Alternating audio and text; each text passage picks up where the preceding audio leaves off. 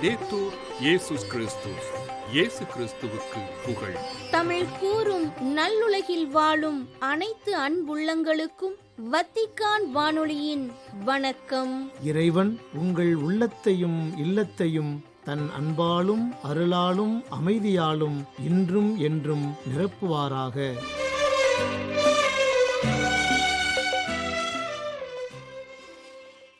இன்றைய நம் ஒலிபரப்பு உங்களுக்கு வழங்கவிருப்பன: தடம் தந்த தகைமை, வாரம் ஓர் அலசல் மற்றும் செய்திகள்.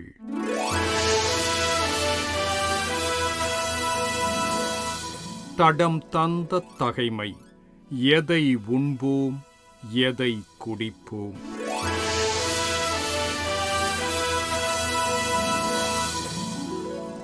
இன்றைக்கு இருந்து நாளைக்கு அடுப்பில் எரியப்படும் காட்டுப் புல்லுக்கு கடவுள் இவ்வாறு அணி செய்கின்றார் என்றால், உங்களுக்கு இன்னும் அதிகமாய் செய்ய மாட்டாரா? ஆகவே எதை உண்போம், எதை குடிப்போம், எதை அணிவோம் என கவலை கொள்ளாதீர்கள் என உரைத்தார் இயேசு. அநீத கோட்டைக்குள் அடிமைப்பட்டு கிடந்த இயேசுகால ஏழையரின் மனம் அச்சம், கவலை, ஏமாற்றம், ஏக்கம் என்ற உணர்வுகளுக்குள் ஆட்பட்டு கிடந்தது. அக வாழ்விலும் புற வாழ்விலும் அமைதியற்று, ஆறுதலற்று, ஆனந்தமிழந்து, அடுத்து என்ன நிகழுமோ என்ற பதட்டத்துள் வாழ்ந்தனர். அந்த ஏழையர்க்கு இயேசு சுட்டிய காட்டுப்புல் மீதான கடவுளின் காப்புறுதி கலங்கரை போன்று ஒளிர்ந்தது. கோடையில் வாடிப்போனாலும் வசந்தம் வந்ததும் வளமை சூடி நிற்கும் காட்டுப்புற்கள் ஏறத்தாழ 30 ஆண்டுகள் வாழும் வலுப்பெற்றவை. அவற்றின் வேர்களும் சிறு கிழங்குகளும் வீரியமானவை. ஏழைகள் எவ்வளவுதான் முதலாளித்துவ சம்மட்டி கொண்டு ஒடுக்கினாலும் அவர்களுக்குள் கனன்று கொண்டிருக்கும் விடுதலை பிழம்பை யாராலும் ஒருபோதும் எளிதாக அணைத்துவிட முடியாது. ஏனெனில் கடவுளே அவர்களது அரணும் வலிமையும். கடவுளின் செயல்பாடுகள் அனைத்தும் அவரது கருணைமிக்க அன்பிலிருந்தே புறப்படுகின்றன. இறைவா, உம் கருணை மழையில் நான் நனைய வேண்டுவதோடு பிறரையும் நனைக்கும் மனம் தாரும்.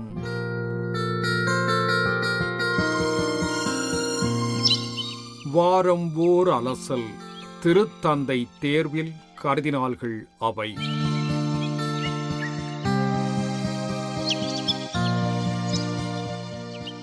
திருத்தந்தைக்காக திருப்பலி நிறைவேற்றி அவர் ஆன்ம இளைப்பாற்றிக்காக ஜெபிக்கும் 9 நாள் கொண்ட காலம் மே மாதம் 4ஆம் தேதி திருப்பலியுடன் நிறைவுற்றதைத் தொடர்ந்து 2 நாட்கள் இடைவெளிக்குப் பின் மே மாதம் 7ஆம் தேதி புதிய திருத்தந்தையை, அதாவது திரு அவையின் 267வது திருத்தந்தையை தேர்ந்தெடுப்பதற்கான தேர்தலில் கலந்து கொள்ளும் தகுதியுடைய 80 வயதிற்குட்பட்ட 133 கர்தினால்களும் சிஸ்டைன் கோவிலில் கூட உள்ளனர். திருத்தந்தையின் தேர்வு குறித்து விவாதித்து வந்த கர்தினால்கள் அவை ஏப்ரல் 28 திங்களன்று தன் 5வது அவை கூட்டத்தில் வாக்கெடுப்பு மே மாதம் 7ஆம் தேதி துவங்கும் என்ற முடிவை எடுத்தது. நாளை மறுநாள், அதாவது மே மாதம் 7ஆம் தேதி காலை இத்தாலிய நேரம் 10 மணிக்கு, அதாவது இந்திய நேரம் பிற்பகல் 1:30 மணிக்கு திருத்தந்தையர் தேர்தலுக்கு தயாரிப்பு திருப்பலி வத்திக்கான் புனித பேதுரு பெருங்கோவிலில் இடம்பெறும். அதன் பின்னர் மாலை உள்ளூர் நேரம் 4:30 மணிக்கு 5 கண்டங்களிலிருந்து 70 நாடுகளின் 133 கர்தினால்கள் கலந்து கொள்வர் என அறிவிக்கப்பட்டுள்ளது. முதலில் இவர்கள் வத்திக்கானின் சிஸ்டைன் சிற்றாலயத்திற்கு அருகில் இருக்கும் பவுலின் சிற்றாலயத்தில் கூடி புனிதர்கள் மன்றாட்டை பாடுவர். அதன் பின் கர்தினால்கள் வரிசையாக சிஸ்டைன் சிற்றாலயத்திற்குள் நுழைவர். 80 வயதிற்குட்பட்ட கர்தினால்கள் 135 பேர் திரு அவையில் இருப்பினும் 133 பேரே இந்த தேர்தல் வாக்கெடுப்பில் கலந்து கொள்கின்றனர். ஏனெனில் 2 கர்தினால்கள் உடல்நிலை காரணமாக இந்த தேர்தல் வாக்கெடுப்பில் கலந்து கொள்ளவில்லை. அவர்கள் ஸ்பெயின் நாட்டு கர்தினால் அந்தோனியோ கனிசாரஸ் அவர்களும் கென்யாவின் கர்தினால் ஜான் நுஜியே அவர்களும் ஆவர். இவர்கள் இருவரும் திருத்தந்தை 16ஆம் பெனடிக்ட் அவர்களால் கர்தினால்களாக உயர்த்தப்பட்டவர்கள்.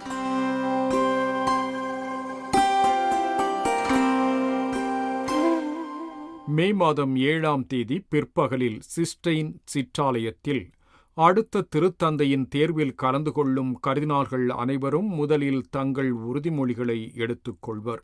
தான் அடுத்த திருத்தந்தையாக தேர்ந்தெடுக்கப்பட்டால் திரு அவையின் இவ்வுலகத் தலைவருக்குரிய கடமைகளை விசுவாசமுடன் நிறைவேற்றுவேன் எனவும், தேர்தல் தொடர்புடைய விவரங்களையும் அங்கு நடந்தவைகளையும் மிகவும் இரகசியமாக வைத்திருப்பேன் எனவும், தேர்தலில் வெளிப்புற தலையீட்டை அனுமதிக்க மாட்டேன் எனவும் ஒவ்வொரு கர்தினாலும் உறுதிமொழி எடுப்பர். இதன்பின் 80 வயதிற்கு மேற்பட்ட கர்தினால்கள் சிஸ்டைன் சிற்றாலயத்திலிருந்து வெளியேறியபின் வாக்களிப்பவர்களுக்கு திரு அவையின் நலன் குறித்தவைகளில் பொறுப்புணர்வு குறித்த ஆன்மீக சிந்தனை 90 வயது கர்தினால் ரனியேரோ காந்தலா மெஸ்ஸா அவர்களால் வழங்கப்படும்.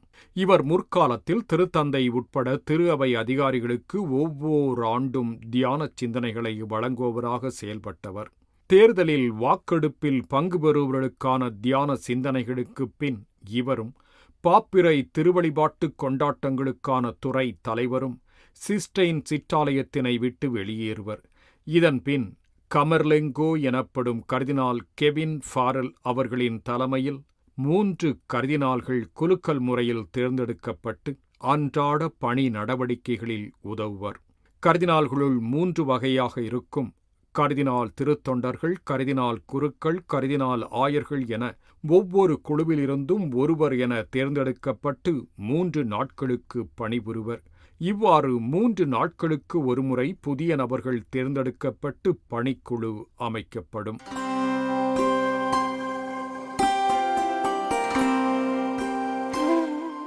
இந்த தேர்தலானது ஒவ்வொரு நாளும் காலையில் 2, மாலையில் 2 என முதல் 3 நாட்களுக்கு நடைபெறும். அதுவரை புதிய திருத்தந்தை தேர்ந்தெடுக்கப்படவில்லையெனில் ஜெபம் மற்றும் தியானத்திற்கென ஒரு நாள் விடப்படும். பின்னர் அடுத்த நாள் வாக்கெடுப்பு தொடங்கும்.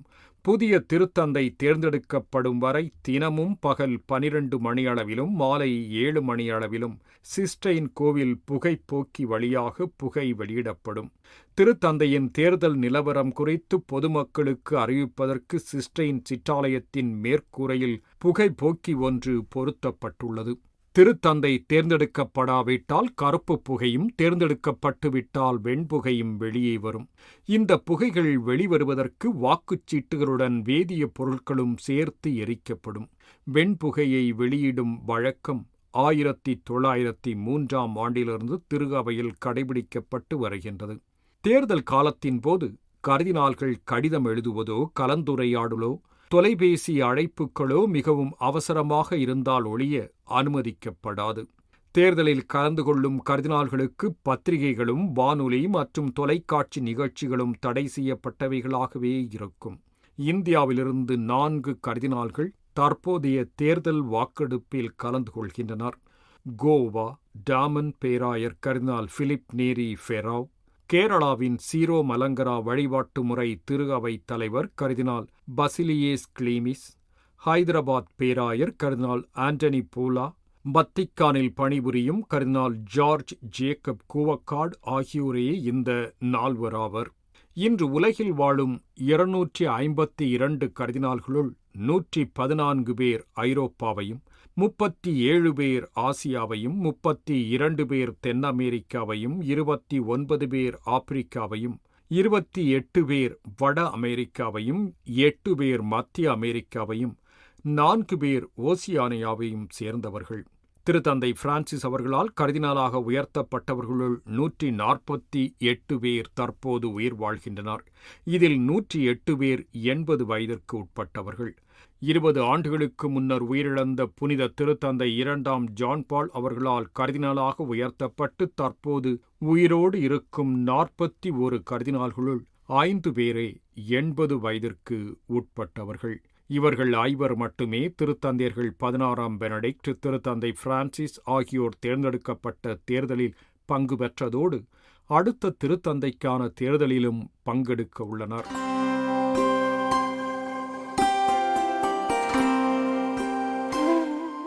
வரலாற்றில் முதன்முறையாக தற்போது ஹெய்ட்டி, கேப் வெர்தே, மத்திய ஆப்பிரிக்க குடியரசு, Papua New Guinea, Malaysia, Sweden, Luxembourg, கிழக்கு திமோர், சிங்கப்பூர், பரகுவாய், தென் சூடான், செர்பியா, மங்கோலியா ஆகிய 13 நாடுகளிலிருந்து கர்தினால்கள் திருத்தந்தைக்கான தேர்தலில் வாக்களிக்க உள்ளனர்.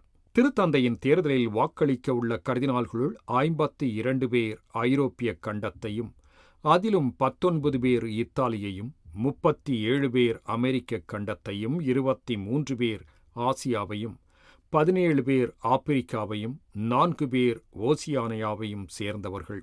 தற்போது வாக்களிக்க உள்ள கர்தினால்களுள் 33 பேர் 18 துறவு சபைகளைச் சார்ந்தவர்கள் என்பதும் குறிப்பிடத்தக்கது.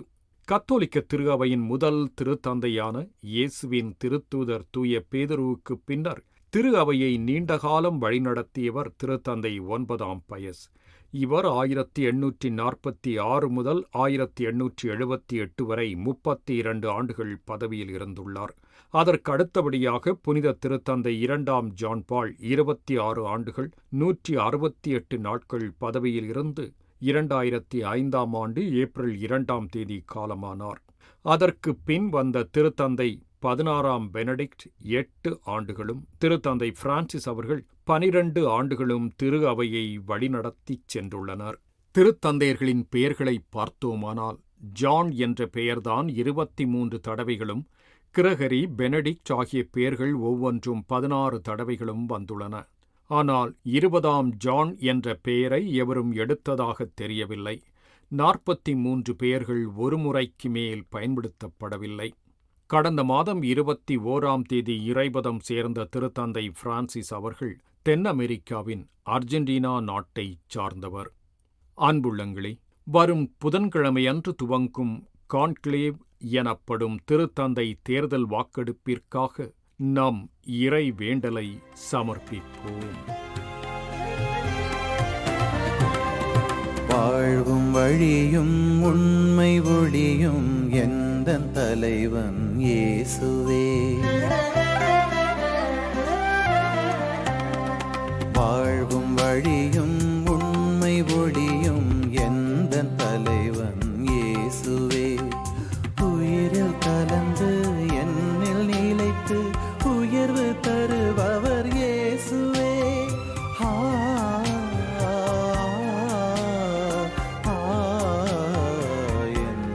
தலைவன் இயேசுவே.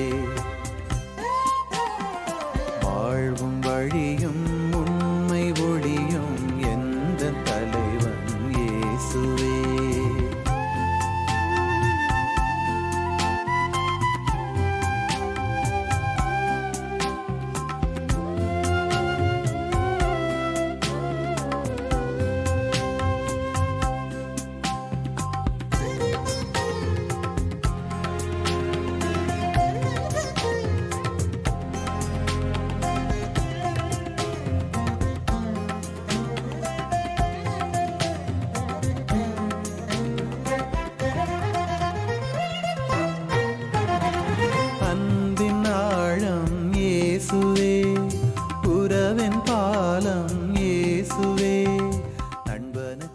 திருத்தந்தை தேர்வில் கர்தினால்கள் அவை என்ற வாரம்போர் அலசல் நிகழ்ச்சியை உங்களுக்கு வழங்கியது வத்திக்கான் வானொலி.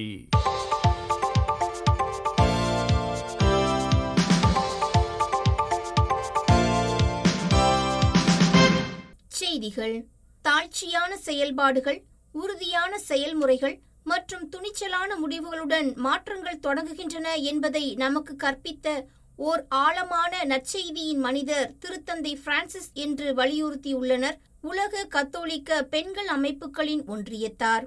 மே 5 திங்கட்கிழமை வெளியிட்டுள்ள செய்தியில் இவ்வாறு குறிப்பிட்டுள்ள உலக கத்தோலிக்க பெண்கள் அமைப்புகளின் ஒன்றியமானது பெண்களாகிய தங்களை நம்பியதற்கு நன்றி என்று கூறி, பெண்கள் இல்லாத மனுக்குலம் தனிமை, சோகம், அனைத்து வகையான தீமைகளை வளர்க்கும் வறண்ட நிலமாக துயரினை தருகின்றது என்பதை அதிகமாக எடுத்துரைத்தவர் திருத்தந்தை பிரான்சிஸ் என்றும் குறிப்பிட்டுள்ளது. 2023ஆம் ஆண்டில் திருத்தந்தை பிரான்சிஸ் அவர்களை சந்திக்க வந்த இவ்வமைப்பின் ஏறக்குறைய 1500 பெண்களுக்கு வழங்கிய செய்திகளை ஒருபோதும் மறக்க முடியாது என்று நினைவு கூர்ந்துள்ள அவ்வமைப்பானது தங்கள் குரலுக்கு செவிசாய்க்கின்ற புரிந்து கொண்ட ஒருவருடன் பயணிப்பதாக திருத்தந்தையின் தலைமைத்துவ காலத்தில் தாங்கள் இருந்ததாகவும் பகிர்ந்துள்ளனர். இறை மக்கள் அனைவரின் தந்தையாக திருத்தந்தை பிரான்சிஸ் அவர்களை மக்கள் உணர்ந்ததால் அவரது இறப்பின் செய்தியை அறிந்து பல லட்சக்கணக்கான மக்கள் தந்தையை இழந்த அனாதைகளாக தங்களை கருதினார்கள் என்று எடுத்துரைத்துள்ளார் முனைவர் அந்திரேயா தொர்னியெல்லி.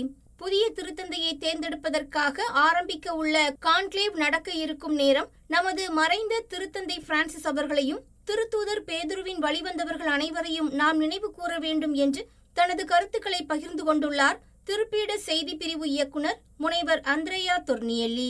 1964 ஆண்டு டிசம்பர் மாதம் இந்தியாவிற்கு மேற்கொண்ட தனது திருத்தூது பயணத்தை முடித்து திரும்பிய திருத்தந்தை புனித 6ஆம் பவுல் தனது நண்பரும் தத்துவவியலாளருமான ஜேன் குயிட்டோன் அவர்களுடன் செய்த உரையாடலை நினைவு கூர்ந்து தனது கருத்துக்களை பகிர்ந்துள்ளார் முனைவர் தொர்னியெல்லி.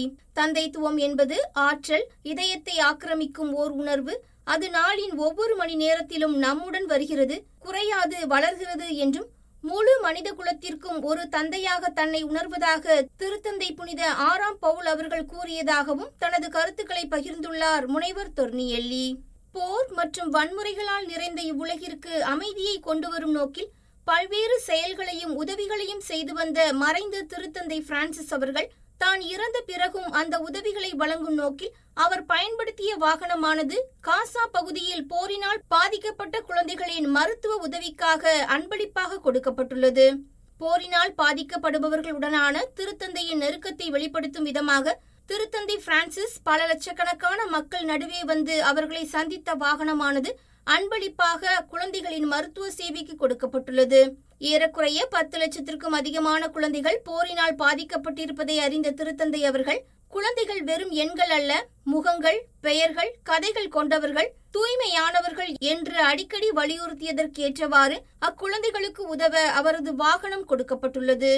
மெக்சிகோவின் ஜொகாலோ என்னும் இடத்தில் நடைபெற்ற இளையோர்கான கூட்டத்தில் மறைந்த திருத்தந்தை பிரான்சிஸ் அவர்கள் முன்னதாகவே அக்கூட்டத்தில் பங்கேற்கும் இளையோருக்காக பதிவு செய்த காணொளி காட்சியானது ஒளிபரப்பப்பட்டது. உலகை மாற்றுவதற்கு குரல் கொடுப்பவர்களாக, சத்தம் எழுப்புபவர்களாக, உலக மாற்றத்திற்காக தங்களையே அர்ப்பணிப்பவர்களாக இளையோர் இருக்க வேண்டும் என்றும் அக்காணொளியில் வலியுறுத்தியுள்ளார் திருத்தந்தை பிரான்சிஸ். லத்தீன் அமெரிக்க நாட்டின் மெக்சிகோ நகரத்தின் சொகாலோவில் வாழ்க்கையை கொண்டாடவும் எல்லாவற்றிற்கும் மேலாக உலகெங்கிலும் உள்ள மக்களின் அமைதி மற்றும் நல்லிணக்கத்தை மேம்படுத்துவதற்கு தங்களை அர்ப்பணிக்கவும் மே 4 ஞாயிறன்று லட்சத்திற்கும் மேற்பட்ட இளைஞர்கள் ஒன்று கூடி சிறப்பித்தனர். திருநற்கருணை ஆராதனை என்பது திரு அவையின் பணி மற்றும் நம்பிக்கையாளர்களின் வாழ்வு ஆகியவற்றில் மிக முக்கிய பரிமாணத்தை கொண்டது என்றும் இதை அதிகமாக தனது வாழ்நாளில் வலியுறுத்தியவர் மறைந்த திருத்தந்தை பிரான்சிஸ் என்றும் எடுத்துரைத்தார் கர்தினால் டோமினிக் மம்பர்த்தி. மே 4 ஞாயிறன்று வத்திக்கான் புனித பேதுரு பெருங்கோவிலில் நடைபெற்ற மறைந்த திருத்தந்தை பிரான்சிஸ் அவர்களுக்கான 9 நாள் ஜபக்காலத்தின் இறுதி நாள் திருப்பலிக்கு தலைமையேற்று மறையுரையாற்றிய போது இவ்வாறு கூறினார் கர்தினால் டோமினிக் மம்பர்த்தி. திருநற்கருணை ஆராதனையின் முக்கியத்துவத்தையும் பழக்கத்தையும் நாம் மறந்துவிட்டோம் என்று அடிக்கடி வலியுறுத்திய திருத்தந்தை பிரான்சிஸ் அவர்கள் வாழ்வளிக்கும் இந்த திருநற்கருணை ஆராதனையின் முக்கியத்துவத்தை உணர்ந்து அதனை தனது வாழ்வில் கடைபிடித்தவர் என்றும் எடுத்துரைத்தார் கர்தினால் மம்பர்த்தி. தென் சூடானிலிருந்து புலம்பெயர்ந்து வரும் மக்கள் தங்களது நம்பிக்கையை ஆழப்படுத்தவும் பொறுமையுடன் தங்கள் துயரங்களை ஏற்கவும் புலம்பெயர்ந்தோர் முகாம் செயல்பட்டு வருகின்றது என்றும் கூறியுள்ளார் அருள் சகோதரி ஜோர்ஜினா விக்டர் ஞாராத். நேயர்களே, இத்துடன் வத்திக்கான் வானொலியின் தமிழ் ஒலிபரப்பு நிறைவு பெறுகின்றது. நன்றி, வணக்கம்.